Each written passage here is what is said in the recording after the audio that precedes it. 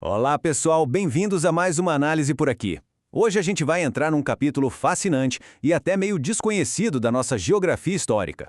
Pouca gente sabe, mas o Brasil colonial nem sempre funcionou como aquela máquina única que a gente imagina. Pois é, existiu um momento em que a coroa portuguesa tomou uma decisão super drástica e simplesmente dividiu o território em duas entidades completamente separadas. Em 1621, criaram oficialmente o Estado do Maranhão, totalmente separado do Estado do Brasil. É uma história incrível onde a força implacável da natureza literalmente reescreveu os mapas de um império.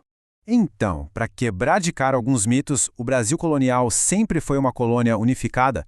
A resposta surpreende muito a gente. Não, a gente nem sempre foi um bloco só. Como eu acabei de mencionar, em 1621, o território foi legalmente partido ao meio. De um lado continuava o Estado do Brasil, do outro nascia oficialmente o Estado do Maranhão. Mas o que levaria a monarquia portuguesa a tomar uma atitude administrativa tão radical assim, separando terras que pareciam destinadas a formar um império contínuo? Bom, é um verdadeiro mistério histórico que envolve correntes marítimas traiçoeiras, piratas e ameaças constantes. Certo, vamos mergulhar nisso. Seção 1. O Brasil dividido em dois. Um conto de dois estados. Voltando no tempo lá para o século XVII, a gente precisa esquecer um pouco aquela imagem de um país administrado de ponta a ponta por um poder centralizado. Naquela época, passamos a ter duas jurisdições completamente independentes. Dá só uma olhada nisso. O tradicional Estado do Brasil, com seu centro de poder lá em Salvador, na Bahia, continuou comandando o sul e o nordeste açucareiro. Mas o novíssimo Estado do Maranhão operava com autonomia total. Sério, os governadores do Maranhão não davam a mínima satisfação ao governador-geral na Bahia. Eles reportavam diretamente ao rei, lá em Lisboa. Era, incrivelmente, como ter dois países diferentes operando lado a lado no mesmo território. E o que causou isso? Bom, vamos para a seção 2, o desafio dos ventos, a geografia como obstáculo. O grande culpado por essa separação toda não foi a política, viu? Foi a própria natureza. As correntes oceânicas e os ventos alísios tornavam a viagem do norte para Salvador um verdadeiro pesadelo náutico. Prestem atenção nas palavras exatas registradas na época. Temos relatos primários que justificam a divisão dizendo o seguinte: a navegar em barcos ou navios por razão dos ventos e águas que sempre correm de uma parte com tanto ímpeto que não é possível romper nem navegar para outra. A ironia disso tudo é simplesmente fantástica. Pensem bem, era literalmente mais rápido um navio sair do Maranhão, cruzar o Oceano Atlântico inteiro até Lisboa, na Europa, e depois descer novamente para Salvador, do que tentar navegar diretamente pela costa brasileira. Loucura, né? A comunicação interna estava totalmente paralisada por uma barreira intransponível da natureza. Isso nos leva diretamente à seção 3, ameaças de invasões estrangeiras, defendendo a costa norte. Acontece que esse isolamento natural gerava um problema geopolítico gigantesco, que era uma extrema vulnerabilidade militar. Com a comunicação tão prejudicada, como pedir socorro em Salvador se a Costa Norte fosse atacada? E os estrangeiros, claro, não perderam tempo.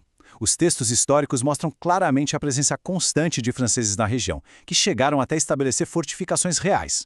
Mais tarde, os holandeses também mandaram frotas superpoderosas para dominar a área. Essa falta de uma defesa rápida vinda da Bahia forçou a coroa portuguesa a repensar toda a sua estratégia.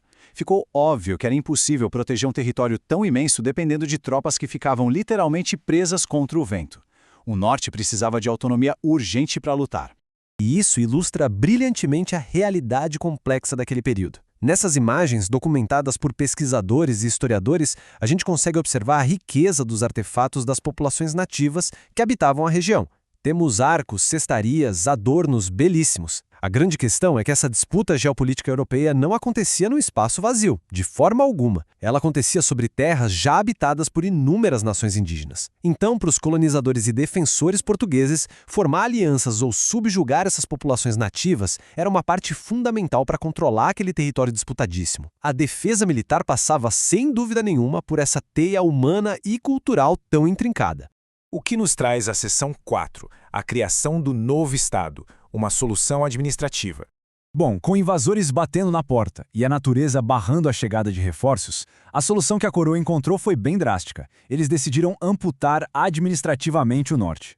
O recém-criado Estado do Maranhão unia geograficamente três áreas estratégicas imensas: as capitanias do Maranhão, do Ceará e do Pará. O grande objetivo aqui era agrupar esses territórios para que eles tivessem uma gestão autossuficiente. A partir daquele momento, eles passavam a receber ordens, suprimentos e tropas diretamente da Europa. Era, na prática, a oficialização de uma segunda colônia operando no mesmo continente, desenhada puramente por uma questão de defesa e sobrevivência logística. Vamos dar uma olhada em como tudo isso se desenrolou ao longo das décadas. Já em 1612, havia proposições de governadores alertando para a necessidade de fixar capitanias independentes ali no norte. Essa pressão foi aumentando e culminou no dia 13 de julho de 1621, quando uma carta régia finalmente criou o Estado do Maranhão de papel passado. Só que a administração continuava sendo um desafio e tanto. Em 1652, a coroa até tentou dar uma desperta e separar o Maranhão e o Pará temporariamente, buscando mais eficiência. Mas adivinhem, as dificuldades foram tantas que obrigaram uma rápida restauração da unificação do Estado do Norte logo em 1654. Eles perceberam rapidinho que a união era a única forma real de garantir força militar. E assim a gente chega na nossa última parte. Seção 5. O fim da separação. Reunificação e legado. Essa separação super inusitada acabou governando o destino da região por mais de um século. E o grande ponto de atenção aqui é entender que essa divisão não foi um mero capricho do rei, foi um sucesso tático absurdo. Ao dar autonomia e prioridade para a defesa direta, Portugal conseguiu de fato expulsar os franceses e reconquistar áreas que tinham sido invadidas pelos holandeses. Eventualmente, claro, com os avanços tecnológicos e a abertura de trilhas pelo interior, os territórios foram reunificados. Mas foi exatamente essa gestão separada que salvou a integridade territorial do que a gente conhece hoje. O Brasil herdou esse formato geográfico gigante que só existe graças a essa fase vital em que operamos como duas colônias distintas. Para encerrar nossa explicação de hoje, fica aqui uma reflexão daquelas para explodir a cabeça. E se os ventos e as correntes oceânicas fossem diferentes? Se a natureza não tivesse forçado a coroa a criar o Estado do Maranhão lá em 1621, será que Salvador teria conseguido defender a bacia amazônica e a costa norte a tempo? Talvez o território brasileiro hoje fosse radicalmente menor e vastas partes da região norte estivessem falando francês ou holandês agora mesmo. É simplesmente fascinante perceber como as forças silenciosas da natureza, como o simples soprar de um vento equatorial, podem literalmente desenhar as fronteiras de um continente inteiro. Fica aí o convite para a gente continuar investigando e se maravilhando com essas conexões ocultas da nossa história. Até a próxima!